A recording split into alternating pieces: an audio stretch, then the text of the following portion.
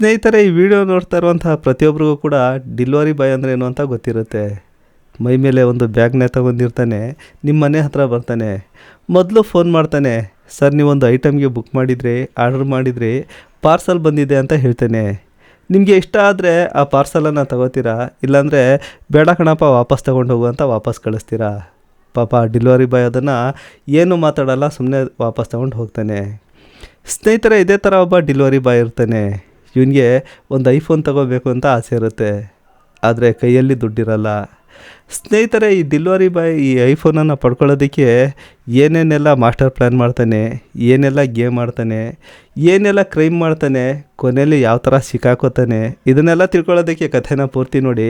ಆಗ ನಿಮ್ಗೆ ಅನಿಸುತ್ತೆ ಇದೊಂದು ರೋಚಕತೆ ಅಂತ. ಒಂದು ರೋಚಕತೆ ಕಾರ್ಯಕ್ರಮಕ್ಕೆ ಸ್ವಾಗತ. ಸ್ನೇಹಿತರೆ, ಹಾಸನ ಜಿಲ್ಲೆ ಅರಸೀಕೆರೆಯಲ್ಲಿ ಹೇಮಂತ್ ನಾಯಕ್ ಅಂತ ಒಬ್ಬ ಹುಡುಗ ಇರ್ತಾನೆ. ಇವನು ಚಿಕ್ಕದ್ರಲ್ಲೇ ತಂದೆಯನ್ನು ಕಳ್ಕೊಂಡಿರ್ತಾನೆ. ಇವನ ಜೊತೇಲಿ ತಾಯಿ ಇರ್ತಾರೆ, ಇವನ ಜೊತೇಲಿ ಒಬ್ಬ ಅಣ್ಣ ಇರ್ತಾನೆ. ಅಣ್ಣನ ಹೆಸರು ಮಂಜು ನಾಯಕ್ ಅಂತ. ಈ ಹೇಮಂತ್ ನಾಯಕ್ ಮೊದಲು BA ಓದ್ತಾನೆ. BA ಮುಗಿದ ನಂತರ ಬೆಂಗಳೂರಿಗೆ ಕೆಲಸ ಹುಡುಕೊಂಡು ಹೋಗ್ತಾನೆ. ಅಲ್ಲಿ 3-4 ಕಡೆ ಕೆಲಸ ಮಾಡ್ತಾನೆ, ಆದರೆ ಇವನಿಗೆ ಯಾವ ಕೆಲಸ ಕೂಡ ಅಡ್ಜಸ್ಟ್ ಆಗೋಲ್ಲ. ಮತ್ತೆ ಅರಸೀಕೆರೆಗೆ ವಾಪಸ್ ಬಂದ್ಬಿಡ್ತಾನೆ. ಅಲ್ಲಿ ಅರಸೀಕೆರೆಗೆ ವಾಪಸ್ ಬಂದ ನಂತರ ಡೆಲಿವರಿ ಬಾಯ್ ಆಗಿ ಕೆಲಸಕ್ಕೆ ಸೇರ್ಕೋತಾನೆ. ಈ ಕಾರ್ಟ್ ಕಂಪ್ನೀಲಿ ಇವನು ಡೆಲಿವರಿ ಬಾಯ್ ಆಗಿ ಕೆಲಸ ಮಾಡ್ತಾಯಿರ್ತಾನೆ. ಪ್ರತಿದಿನ ಕಷ್ಟಪಟ್ಟು ಕೆಲಸ ಮಾಡ್ತಾಯಿರ್ತಾನೆ. ಆದರೆ ಕಳೆದ ಫೆಬ್ರವರಿ 7 ಅಂದರೆ 2023 ಫೆಬ್ರವರಿ 7ಕ್ಕೆ ಈ ಮಂಜು ನಾಯಕ್ಗೆ ಈ ಡೆಲಿವರಿ ಆಫೀಸಿಂದ ಒಂದು ಫೋನ್ ಬರುತ್ತೆ. ನಿಮ್ಮ ತಮ್ಮ ಹೇಮಂತ್ ನಾಯಕ್ ಬೆಳಿಗ್ಗೆ ಡೆಲಿವರಿ ಪಾರ್ಸಲ್ಗಳನ್ನ ತಗೊಂಡು ಹೋದ, ಆದರೆ ಸಂಜೆ ಆಯಿತು, ಮತ್ತೆ ವಾಪಸ್ ಬಂದಿಲ್ಲ. ಫೋನ್ ಮಾಡಿದ್ರೆ ಫೋನ್ ಸ್ವಿಚ್ ಆಫ್ ಬರ್ತಾಯಿದೆ ಅಂತ ಆ ಡೆಲಿವರಿ ಆಫೀಸಿಂದ ಒಂದು ಫೋನ್ ಮಾಡ್ತಾರೆ. ಸ್ನೇಹಿತರೆ, ಈ ಡೆಲಿವರಿ ಬಾಯ್ಗಳಿಗೆ 2 ಪದಾರ್ಥಗಳು ತುಂಬ ಇಂಪಾರ್ಟೆಂಟ್ ಇರುತ್ತೆ. ಒಂದು ಬೈಕ್, ಒಂದು ಮೊಬೈಲು. ಒಂದು ಪಕ್ಷ ಬೈಕ್ ಕೆಟ್ಟೋದ್ರೂ ಕೂಡ ನಡ್ಕೊಂಡು ಹೋಗಿ ಆ ಪದಾರ್ಥಗಳನ್ನ ಡೆಲಿವರಿ ಮಾಡ್ಬೋದು, ಆದರೆ ಮೊಬೈಲ್ ಇಲ್ಲ ಅಂದರೆ ಆಗೋಲ್ಲ. ಆ ಕಸ್ಟಮರ್ಗಳಿಗೆ ಫೋನ್ ಮಾಡಬೇಕು, ಆ ಪದಾರ್ಥಗಳನ್ನ ತೊಗೊಂಡೋಗಿ ಅವ್ರ ಮನೆಗೆ ಕೊಡಬೇಕು. ಅಂಥದ್ರಲ್ಲಿ ಇಲ್ಲಿ ಹೇಮಂತ್ ನಾಯಕ್ನ ಫೋನ್ ಸ್ವಿಚ್ ಆಫ್ ಬರುತ್ತೆ. ಇದನ್ನು ಕೇಳಿದಾಗ ಮಂಜು ನಾಯಕ್ಗೂ ಕೂಡ ಇದು ಸ್ವಲ್ಪ ವಿಚಿತ್ರ ಅನಿಸುತ್ತೆ. ಮಂಜು ನಾಯಕ್ ಮನೆಯಿಂದ ಹೊರಡ್ತಾನೆ. ಈ ಮಂಜು ನಾಯಕ್ಗೆ ಹೇಮಂತ್ ನಾಯಕ್ನ ಕೆಲವೊಂದು ಫ್ರೆಂಡ್ಗಳು ಗೊತ್ತಿರ್ತಾರೆ. ಅವರ ಮನೆಗಳಿಗೆ ಹೋಗಿ ಈ ಹೇಮಂತ್ ನಾಯಕ್ ಬಗ್ಗೆ ವಿಚಾರಿಸ್ತಾನೆ. ಆದರೆ ಎಲ್ಲೇ ಹುಡುಕಿದ್ರು ಏನೇ ಮಾಡಿದ್ರು ಈ ಹೇಮಂತ್ ನಾಯಕ್ ಸಿಗಲ್ಲ. ಡೆಲಿವರಿ ಕೊಡೋದಕ್ಕೆ ಹೋದಂಥ ಈ ಹುಡುಗ ಎಲ್ಲಿ ಹೋದ ಅಂತ ಗೊತ್ತಾಗ್ತಾ ಇರಲ್ಲ. ಮಾರನೇ ದಿನ ಮಂಜು ನಾಯಕ್ ಮನೆಯಿಂದ ಹೊರಟು ಪೊಲೀಸ್ ಸ್ಟೇಷನ್ಗೆ ಹೋಗ್ತಾನೆ. ತನ್ನ ತಮ್ಮ ಮಿಸ್ ಆದಂಥ ಒಂದು ಕಂಪ್ಲೇಂಟ್ ಕೊಡ್ತಾನೆ. ಈಗ ಪೊಲೀಸರು ಈ ಕಂಪ್ಲೇಂಟನ್ನು ದಾಖಲಿಸ್ಕೋತಾರೆ. ಸ್ನೇಹಿತರೆ, ಸಾಮಾನ್ಯವಾಗಿ ಯಾರಾದರೂ ಮಿಸ್ಸಿಂಗ್ ಆಗಿದ್ದಾರೆ ಅಂದರೆ ಪೊಲೀಸರು ಅದನ್ನು ಅಷ್ಟೊಂದು ಸೀರಿಯಸ್ ಆಗಿ ತಗೊಳ್ಳಲ್ಲ. ಯಾಕಂದರೆ ಇಲ್ಲಿ ಕೆಲವೊಂದು ಈ ಥರದ ಘಟನೆಗಳು ನಡೆಯುತ್ತೆ. ಈ ಮಿಸ್ಸಿಂಗ್ ಆದಂಥವ್ರು ಎಲ್ಲ ಹೊರಟೋಗಿರ್ತಾರೆ, 1-2-3 ದಿನ ಆದ ನಂತರ ಮನೆಗೆ ವಾಪಸ್ ಬರ್ತಾರೆ. ಅಂಥದ್ರಲ್ಲಿ ಇಲ್ಲಿ ಪೊಲೀಸರು ಕೂಡ ಹೇಮಂತ್ ನಾಯಕ್ ಎಲ್ಲಾದರೂ ಹೋಗಿರ್ಬೋದು, ಇವತ್ತಲ್ಲ ನಾಳೆ ಮನೆಗೆ ವಾಪಸ್ ಬರ್ಬೋದು ಅಂತ ಸುಮ್ಮನಾಗ್ತಾರೆ. ಆದರೆ ಹೇಮಂತ್ ನಾಯಕ್ 1-2-3 ದಿನ ಕಳೆಯುತ್ತೆ, ಮನೆಗೆ ವಾಪಸ್ ಬರೋದೇ ಇಲ್ಲ. ಹೀಗೆ 2-3 ದಿನ ಕಳೆಯುತ್ತೆ. 2-3 ದಿನದ ನಂತರ ಇದೇ ಅರಸೀಕೆರೆಯಲ್ಲಿ ಒಂದು ರೈಲ್ವೆ ಟ್ರ್ಯಾಕ್ ಮೇಲೆ ಒಂದು ಬ್ರಿಡ್ಜ್ನ ಕೆಳಗಡೆ ಒಂದು ಡೆಡ್ ಬಾಡಿ ಸಿಗುತ್ತೆ. ಈ ಡೆಡ್ ಬಾಡಿಯನ್ನು ನೋಡಿದಂಥವರು ಪೊಲೀಸರಿಗೆ ಇನ್ಫಾರ್ಮೇಷನ್ ಮಾಡ್ತಾರೆ. ಪೊಲೀಸರು ಬಂದು ಘಟನಾ ಸ್ಥಳದಲ್ಲಿ ಆ ಡೆಡ್ ಬಾಡಿಯನ್ನು ನೋಡ್ತಾರೆ. ಈ ಡೆಡ್ ಬಾಡಿಯನ್ನು ನೋಡಿದ್ರೆ ಯಾರೋ ಆ ಡೆಡ್ ಬಾಡಿಗೆ ಚುಚ್ಚಿ ಕೊಲೆ ಮಾಡಿರ್ತಾರೆ. ಅಷ್ಟೇ ಅಲ್ಲ, ಆ ಡೆಡ್ ಬಾಡಿಯನ್ನು ಸುಡೋದಕ್ಕೂ ಕೂಡ ಪ್ರಯತ್ನ ಪಟ್ಟಿರ್ತಾರೆ. ಆದರೆ ಅವರು ಪೆಟ್ರೋಲ್ ಹಾಕಿರ್ತಾರ, ಸೀಮೆಣ್ಣೆ ಹಾಕಿರ್ತಾರ ಗೊತ್ತಿಲ್ಲ, ಆ ಡೆಡ್ ಬಾಡಿ ಪೂರ್ತಿಯಾಗಿ ಸುಟ್ಟಿರಲ್ಲ. ಆ ಡೆಡ್ ಬಾಡಿ ಮೇಲೆ ಬಟ್ಟೆಗಳು ಹಾಗೆ ಇರುತ್ತೆ. ಒಂದರ್ಧ ಸುಟ್ಟಿರುತ್ತೆ, ಒಂದರ್ಧ ಹಾಗೆ ಇರುತ್ತೆ. ಪೊಲೀಸರು ಈ ಡೆಡ್ ಬಾಡಿಯನ್ನು ತಮ್ಮ ವಶಕ್ಕೆ ತಗೋತಾರೆ, ಪೋಸ್ಟ್ ಮಾರ್ಟಮ್ ಮಾಡಿಸ್ತಾರೆ. ಆನಂತರ ಈ ಡೆಡ್ ಬಾಡಿಯನ್ನು ಶವಾಗಾರದಲ್ಲಿರ್ತಾರೆ. ಈಗ ಇಲ್ಲಿ ಯಾರ್ಯಾರು ಮಿಸ್ಸಿಂಗ್ ಆಗಿದ್ರು ಅಂಥವ್ರ ಮನೆಯವ್ರಿಗೆ ಇದೊಂದು ಇನ್ಫಾರ್ಮೇಷನ್ ಕೊಡ್ತಾರೆ. ಅವರನ್ನು ಕರೆಸ್ತಾರೆ, ಈ ಡೆಡ್ ಬಾಡಿಯನ್ನು ತೋರಿಸ್ತಾರೆ. ಅದೇ ಥರ ಮಂಜು ನಾಯಕನ್ನು ಕೂಡ ಕರೆಸ್ತಾರೆ, ಈ ಡೆಡ್ ಬಾಡಿಯನ್ನು ತೋರಿಸ್ತಾರೆ. ಆದರೆ ಮಂಜು ನಾಯಕ್ ಈ ಡೆಡ್ ಬಾಡಿಯನ್ನು ಗುರುತಿಸ್ತಾನೆ. ಇಲ್ಲಿ ಸತ್ತು ಮಲಗಿರೋನು ನನ್ನ ತಮ್ಮ ಅಂತ ಹೇಳ್ಕೊತಾನೆ. ಪೊಲೀಸರು ಈ ಡೆಡ್ ಬಾಡಿಯನ್ನು ಮಂಜು ನಾಯಕ್ಗೆ ವಹಿಸ್ಕೊಡ್ತಾರೆ.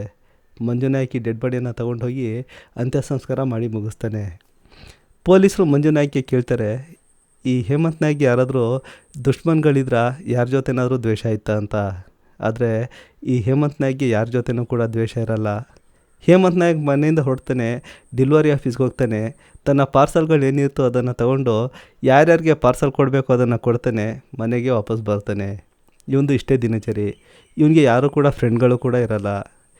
ಈ ಮಂಜು ನಾಯಕ್ ಪೊಲೀಸರ ಮುಂದೆ ಇದನ್ನೆಲ್ಲ ಹೇಳ್ಕೊತಾನೆ. ಈಗ ಪೊಲೀಸರು ಇದನ್ನೆಲ್ಲ ಒಂದು ದಾಖಲೆ ಮಾಡ್ಕೋತಾರೆ. ಈಗ ಪೊಲೀಸರು ಇದರ ಬಗ್ಗೆ ತನಿಖೆ ಶುರು ಮಾಡ್ತಾರೆ. ಪೊಲೀಸರು ಮೊದಲು ಈ ಹೇಮಂತ್ ನಾಯಕ್ ಯಾರ್ಯಾರಿಗೆ ಡೆಲಿವರಿ ಕೊಡೋಕೆ ಹೋಗಿದ್ದ ಅಂತ ಒಂದು ಲೀಸ್ಟನ್ನು ತರಿಸ್ಕೋತಾರೆ. ಹೀಗೆ ಲೀಸ್ಟನ್ನು ತರಿಸ್ಕೊಂಡು ನೋಡ್ತಾರೆ. ಕೊನೆ ಬಾರಿ ಹೇಮಂತ್ ದತ್ತ ಅಂತ ಒಬ್ಬ ಇರುತ್ತೆ. ಅವನಿಗೆ ಇವನು ಡೆಲಿವರಿ ಕೊಡೋದಕ್ಕೆ ಹೋಗಿರ್ತಾನೆ. ಈ ಹೇಮಂತ್ ದತ್ತನಿಗೆ ಕೊನೆ ಸಲ ಫೋನ್ ಮಾಡಿರ್ತಾನೆ. ಪೊಲೀಸರು ಈ ಹೇಮಂತ್ ದತ್ತನಿಗೆ ಫೋನ್ ಮಾಡಿ ನೋಡ್ತಾರೆ. ಆದರೆ ಅಲ್ಲಿ ಸ್ವಿಚ್ ಆಫ್ ಬರುತ್ತೆ. ಸರಿ ಅಂತ ಪೊಲೀಸರು ಇಲ್ಲಿ ಸ್ವಿಚ್ ಆಫ್ ಬರ್ತಾ ಇದ್ದಲ್ಲ ಅಂತ ಆ ಹೇಮಂತ್ ದತ್ತನ ಮನೆ ಹತ್ರ ಹೋಗಿ ನೋಡ್ತಾರೆ. ಅಲ್ಲಿ ಅಡ್ರೆಸ್ ಏನಿತ್ತು ಆ ಅಡ್ರೆಸ್ಗೆ ಹೋಗಿ ನೋಡಿದಾಗ ಅಲ್ಲಿ ಯಾವುದೇ ಆದಂಥ ಹೇಮಂತ್ ದತ್ತ ಇಲ್ಲ ಅಂತ ಗೊತ್ತಾಗುತ್ತೆ. ಇದೊಂದು ಫೇಕ್ ಅಡ್ರೆಸ್ ಅಂತ ಗೊತ್ತಾಗುತ್ತೆ. ಈಗ ಪೊಲೀಸರು ಇಲ್ಲಿ ನೋಡ್ತಾರೆ, ಇಲ್ಲಿ ಈ ಹೇಮಂತ್ ದತ್ತ ನಾಪತ್ತೆಯಾಗಿದ್ದಾನೆ. ಫೋನ್ ಮಾಡಿದ್ರೆ ಸ್ವಿಚ್ ಆಫ್ ಬರ್ತಾಯಿದೆ. ಪೊಲೀಸರು ಇನ್ನೇನು ಮಾಡೋಕ್ಕಾಗುತ್ತೆ. ಈಗ ಇದನ್ನು ಹಾಗೆ ತನಿಖೆ ಮಾಡ್ತಾನೆ ಇರ್ತಾರೆ.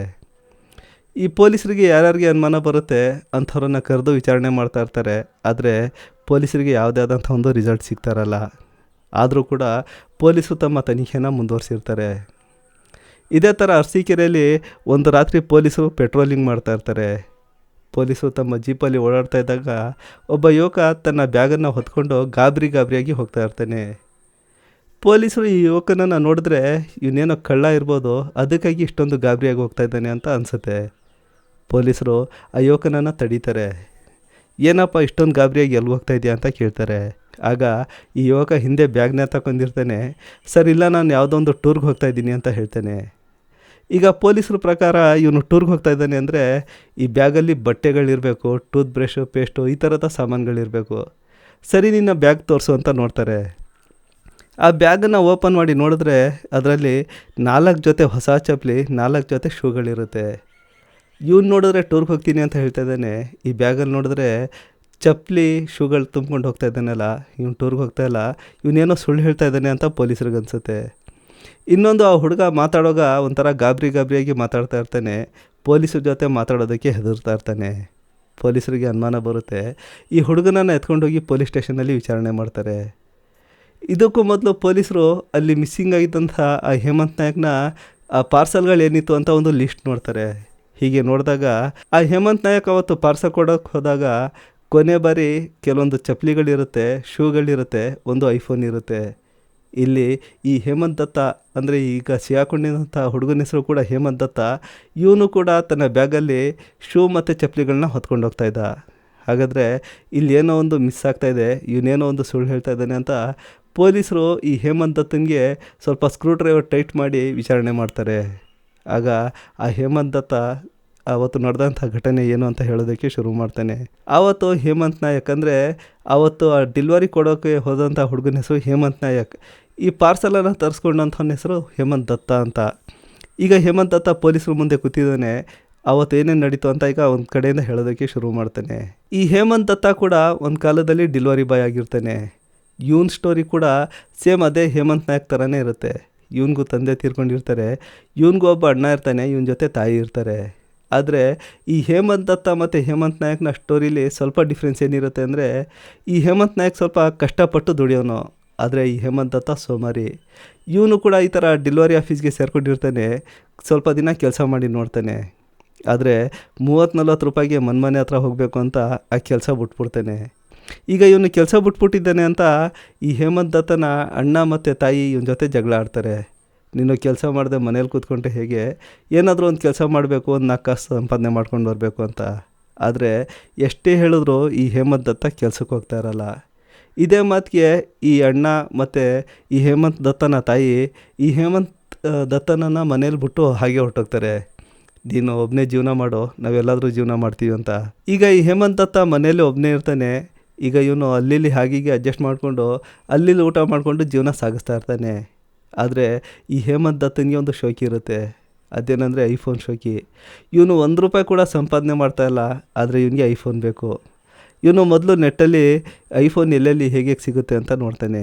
ಹೀಗೆ ಇವನು ನೋಡ್ತಾ ಇರುವಾಗ ಒಂದು 45,000ಕ್ಕೆ ಒಂದು ಐಫೋನ್ ಇರುತ್ತೆ. ಇವನ ಕೈಲಿ 45 ರೂಪಾಯಿ ಕೂಡ ಇಲ್ಲ, ಆದರೆ ಇವನಿಗೆ 45,000ದ ಐಫೋನ್ ಬೇಕು. ಇವನು ಬುಕ್ ಮಾಡಿಬಿಡ್ತಾನೆ.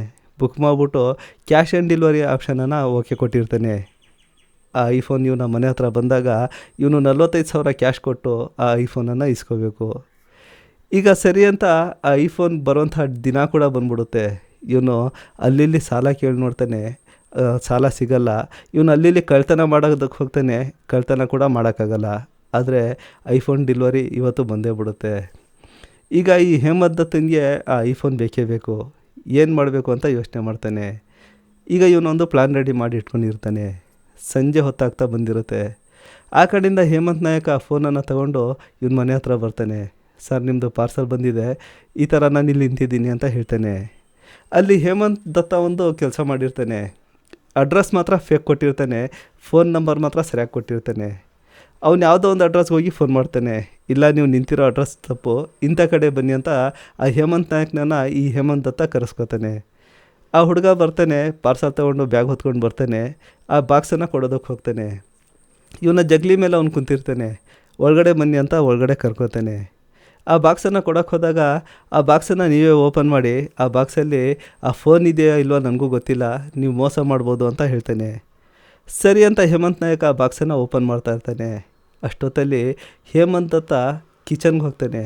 ಕಿಚನ್ನಿಂದ ಒಂದು ತವ ಎತ್ಕೊಂಡು ಬರ್ತಾನೆ. ಜೋರಾಗಿ ಬಂದು ಈ ಹೇಮಂತ್ ನಾಯಕ್ನ ತಲೆ ಮೇಲೆ ಹೊಡಿತಾನೆ. ಹೀಗೆ ಅಚಾನಕ್ಕಾಗಿ ಜೋರಾಗಿ ತಲೆ ಮೇಲೆ ಪೆಟ್ಟು ಬಿದ್ದಿದ್ದರಿಂದ ಹೇಮಂತ್ ನಾಯಕ್ ಅಲ್ಲೇ ಕುಸ್ತು ಬಿದ್ದೋಗ್ತಾನೆ. ಈ ಹೇಮಂತ್ ದತ್ತ ಹೇಮಂತ್ ನಾಯಕ್ನ ಕಾಲುಗಳನ್ನ ಹಿಡಿದು ದರ ಅಂತ ಬಾತ್ರೂಮ್ಗೆ ಹೇಳ್ಕೊಂಡು ಹೋಗ್ತಾನೆ. ಅಲ್ಲಿ ಹೇಳ್ಕೊಂಡು ಹೋಗಿ ಒಂದು ಚಾಕು ತರ್ತಾನೆ. ಚಕ ಚಕ ಚಕ ಅಂತ ಚುಚ್ಚಿಬಿಡ್ತಾನೆ. ಸಿಕ್ಕಾಪಟ್ಟೆ ಚುಚ್ತಾನೆ, ಸಿಕ್ಕಾಪಟ್ಟೆ ರಕ್ತ ಹೋಗ್ತಾ ಇರುತ್ತೆ. ಈ ಹೇಮಂತ್ ನಾಯಕ್ ಯೋಗ ಹೆಂಗಾಗಿರ್ತಾನೆ, ಸಿಕ್ಕಾಪಟ್ಟೆ ರಕ್ತ ಹೋಗ್ತಾ ಇರುತ್ತೆ. ಅಷ್ಟೆಲ್ಲ ರಕ್ತ ತೊಳಿತಾನೆ ಇರ್ತಾನೆ. ಸ್ನೇಹಿತರೆ, ಇವನು ಕೇವಲ ಒಂದು ಐಫೋನ್ಗೋಸ್ಕರ ಇಷ್ಟೊಂದೆಲ್ಲ ಕೆಲಸ ಮಾಡ್ತಾಯಿದ್ದಾನೆ. ನಾಳೆ ದಿನ ಆ ಐಫೋನ್ ಯಾರಾದರೂ ಕದಿಬೋದು, ಇಲ್ಲ ಏನಾದರೂ ಕೆಲಸ ಮಾಡುವಾಗ ನೀರಿಗೆ ಬೀಳ್ಬೋದು, ಇಲ್ಲ ಯಾವುದಾದ್ರೂ ಕಾರಣಕ್ಕೆ ಆ ಐಫೋನ್ ಕೆಟ್ಟೋಗ್ಬೋದು. ಇವನು ಅಷ್ಟು ಕೂಡ ಯೋಚನೆ ಮಾಡ್ತಾಯಿಲ್ಲ. ಇವನು ಕೇವಲ ಒಂದು ಐಫೋನ್ಗೋಸ್ಕರ ಒಂದು ಕೊಲೆ ಮಾಡಿ ಆ ಡೆಡ್ ಬಾಡಿಯನ್ನು ಬಾತ್ರೂಮಲ್ಲಿ ಇಟ್ಕೊಂಡು ಅದರಲ್ಲಿ ಬರ್ತಾರೋಂಥ ರಕ್ತವನ್ನು ತೊಳಿತಾನೆ. ಸರಿ, ಇಷ್ಟೆಲ್ಲ ಆಗುತ್ತೆ. ಈಗ ಹೇಮಂತ್ ನಾಯಕ್ ಪೂರ್ತಿಯಾಗಿ ಸತ್ತೋಗ್ತಾನೆ. ಇವನ ಕೈಗೆ ಐಫೋನ್ ಸಿಗುತ್ತೆ. 1-2-3 ದಿನ ಐಫೋನ್ ನೋಡ್ತಾ ಎಂಜಾಯ್ ಮಾಡ್ತಾನೆ. ಆದರೆ ಮನೇಲಿ ಡೆಡ್ ಬಾಡಿ ಇರುತ್ತೆ. ಬರ್ತಾ ಬರ್ತಾ ವಾಸನೆ ಬರೋದಕ್ಕೆ ಶುರು ಆಗುತ್ತೆ. ಅದಕ್ಕಾಗಿ ಹೇಮಂತ್ ದತ್ತ ಏನು ಮಾಡ್ತಾನೆ, ರಾತ್ರಿ ಆಗೋವರೆಗೆ ಕಾಯ್ತಾನೆ. ಕೊನೆಗೆ ಈ ಡೆಡ್ ಬಾಡಿಯನ್ನು ತನ್ನ ಬೈಕ್ ಮೇಲೆ ಹಾಕ್ಕೊಂಡು ಅರಸೀಕೆರೆಯಲ್ಲಿ ಒಂದು ರೈಲ್ವೆ ಟ್ರ್ಯಾಕ್ ಇರುತ್ತೆ, ಆ ರೈಲ್ವೆ ಟ್ರ್ಯಾಕ್ ಮೇಲೆ ತಂದು ಆ ಡೆಡ್ ಬಾಡಿಯನ್ನು ಹಾಕ್ತಾನೆ. ಇವನ ಬೈಕಿಂದ ಸ್ವಲ್ಪ ಪೆಟ್ರೋಲ್ ತೆಗಿತಾನೆ. ಆ ಡೆಡ್ ಬಾಡಿ ಮೇಲೆ ಸುರಿತಾನೆ. ಬೆಂಕಿ ಹಚ್ಬಿಟ್ಟು ಅಲ್ಲಿಂದ ಹೊರಟೋಗ್ತಾನೆ. ಈಗ ಪೊಲೀಸರು ನಾನು ಮೊದಲೇ ಹೇಳಿದಂತೆ ಈ ಡೆಡ್ ಬಾಡಿಯನ್ನು ಬಂದು ನೋಡ್ತಾರೆ. ಆನಂತರ ಆ ಹೇಮಂತ್ ದತ್ತನ ಅಡ್ರೆಸ್ಗೆ ಹೋಗಿ ನೋಡ್ತಾರೆ. ಆ ಅಡ್ರೆಸ್ಸಲ್ಲಿ ಹೇಮಂತ್ ದತ್ತ ಅಂತ ಯಾರೂ ಇರಲ್ಲ. ಈಗ ಪೊಲೀಸರು ತನಿಖೆ ಮಾಡ್ತಾ ಕೊನೆಗೆ ಈ ಹೇಮಂತ್ ದತ್ತ ಪೊಲೀಸರ ಕೈಗೆ ಸಿಗಾಕೋತಾನೆ. ಇಷ್ಟೆಲ್ಲ ಆದ ನಂತರ ಹೇಮಂತ್ ದತ್ತ ಪೊಲೀಸರ ಮುಂದೆ ತಾನು ಮಾಡಿದಂಥ ಇಷ್ಟೆಲ್ಲ ತಪ್ಪನ್ನು, ಇಷ್ಟೆಲ್ಲ ಕ್ರೈಮನ್ನು ಒಪ್ಕೋತಾನೆ. ಈಗ ಪೊಲೀಸರು ಇವನನ್ನು ಅರೆಸ್ಟ್ ಮಾಡ್ತಾರೆ, ಕೋರ್ಟ್ಗೆ ಹಾಜರುಪಡಿಸ್ತಾರೆ. ಸ್ನೇಹಿತರೆ, ಘಟನೆ ಫೆಬ್ರವರಿ 7, 2023 ನಡೆದಿತ್ತು. 4 ದಿನಕ್ಕೆ ಈ ಹೇಮಂತ್ ದತ್ತ ಪೊಲೀಸರಿಗೆ ಸಿಗಾಕೋತಾನೆ. ಅದಾದ ನಂತರ ಈ ಹೇಮಂತ್ ದತ್ತ ಜೈಲಲ್ಲೇ ಇರ್ತಾನೆ. 3-4 ಸಲ ಬೇಲ್ಗೆ ಅರ್ಜಿ ಹಾಕ್ತಾನೆ. ಆದರೆ 3-4 ಸಲ ಕೂಡ ಇವನ ಬೇಲ್ ಕ್ಯಾನ್ಸಲ್ ಆಗುತ್ತೆ. ಸ್ನೇಹಿತರೆ, ಇವತ್ತಿಗೂ ಕೂಡ ಈ ಹೇಮಂತ್ ದತ್ತ ಜೈಲಲ್ಲೇ ಇದ್ದಾನೆ. ತಾನು ಮಾಡಿದಂಥ ತಪ್ಪಿಗೆ ಶಿಕ್ಷೆ ಅನುಭವಿಸ್ತಾ ಇದ್ದಾನೆ.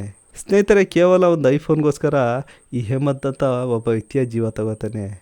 ಆ ಐಫೋನಲ್ಲಿ ಅದೇನಂಥದ್ದಿರುತ್ತೆ, ಆ ಐಫೋನು ಇವತ್ತಿರುತ್ತೆ, ನಾಳೆ ಏನಾಗುತ್ತೆ ಅಂತ ಹೇಳೋಕ್ಕಾಗಲ್ಲ.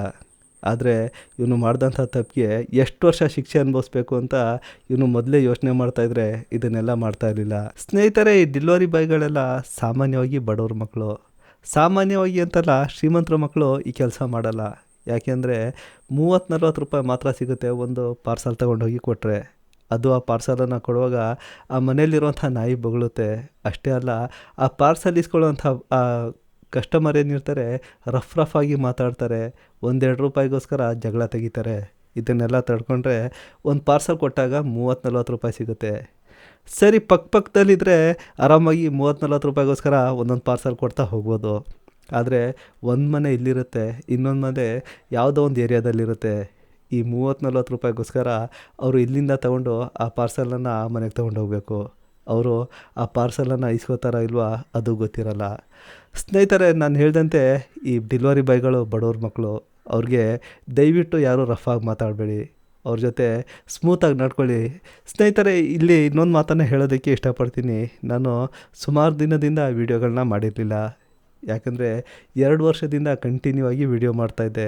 ಯಾಕೋ ಸ್ವಲ್ಪ ದಿನ ಬೇಜಾರಾಯಿತು. ಅಷ್ಟೇ ಅಲ್ಲ, ಕೆಲಸದಲ್ಲಿ ಸ್ವಲ್ಪ ಬ್ಯುಸಿಯಾಗಿದ್ದೆ. ಆದರೆ ಇತ್ತೀಚೆಗೆ ನಮ್ಮ ಒಬ್ಬ ಸಬ್ಸ್ಕ್ರೈಬರ್ ಒಂದು ಮೆಸೇಜ್ ಮಾಡಿದರು, ಕಾಮೆಂಟ್ ಮಾಡಿದರು, ಯಾಕೆ ವೀಡಿಯೋಗಳು ಬರ್ತಾಯಿಲ್ಲ, ವೀಡಿಯೋ ಮಾಡೋದನ್ನು ನಿಲ್ಲಿಸ್ಬಿಟ್ರಾ ಅಂತ. ಸ್ನೇಹಿತರೆ, ಇಲ್ಲಿ ಒಂದು ಮಾತು ಮಾತ್ರ ಗ್ಯಾರಂಟಿ ಹೇಳ್ತೀನಿ, ನಾನು ಯಾವುದೇ ಕಾರಣಕ್ಕೂ ವೀಡಿಯೋ ಮಾಡೋದು ನಿಲ್ಲಿಸಲ್ಲ. ಸ್ವಲ್ಪ ದಿನ ಬೇಜಾರಾಗಿತ್ತು, ಅದಕ್ಕಾಗಿ ವೀಡಿಯೋ ಮಾಡೋದನ್ನು ನಿಲ್ಲಿಸಿದೆ. ಇಲ್ಲಿ ಇನ್ನೊಂದು ಧೈರ್ಯ ಏನು ಬಂತು ಅಂದರೆ, ನನ್ನ ವೀಡಿಯೋಗಾಗಿ ಒಬ್ಬ ಸಬ್ಸ್ಕ್ರೈಬರ್ ಆದರೂ ಕಾಯ್ತಾ ಇದ್ದೇನೆ. ಆ ಸಬ್ಸ್ಕ್ರೈಬರ್ಗಾಗಿ ನಾನು ಇನ್ಮೇಲೆ ರೆಗ್ಯುಲರಾಗಿ ವೀಡಿಯೋ ಮಾಡಲೇಬೇಕು. ಇನ್ಮೇಲೆ ರೆಗ್ಯುಲರಾಗಿ ವೀಡಿಯೋ ಬರ್ತಾ ಇರುತ್ತೆ. ಆ ಸಬ್ಸ್ಕ್ರೈಬರ್ಗೆ ನನ್ನ ಕಡೆಯಿಂದ ಕೋಟಿ ಕೋಟಿ ನಮಸ್ಕಾರ. ಸ್ನೇಹಿತರೆ, ಹಾಗಾದರೆ ಇವತ್ತಿನ ಕಥೆನ ಇಲ್ಲಿಗೆ ಮುಗಿಸೋಣ. ನಮ್ಮ ಕಥೆ ನಿಮಗೆ ಇಷ್ಟ ಆದರೆ ಲೈಕ್ ಮಾಡಿ, ಹೊಸಬರಾದರೆ ಸಬ್ಸ್ಕ್ರೈಬ್ ಮಾಡಿ. ಹಾಗೆ ಈ ವಿಡಿಯೋನ ಫೇಸ್ಬುಕ್ಕಲ್ಲಿ ನೋಡ್ತಾ ಇದ್ದರೆ ಒಂದು ಲೈಕ್ ಮಾಡಿ, ಚಾನಲನ್ನು ಫಾಲೋ ಮಾಡಿ. ನಮಸ್ಕಾರ.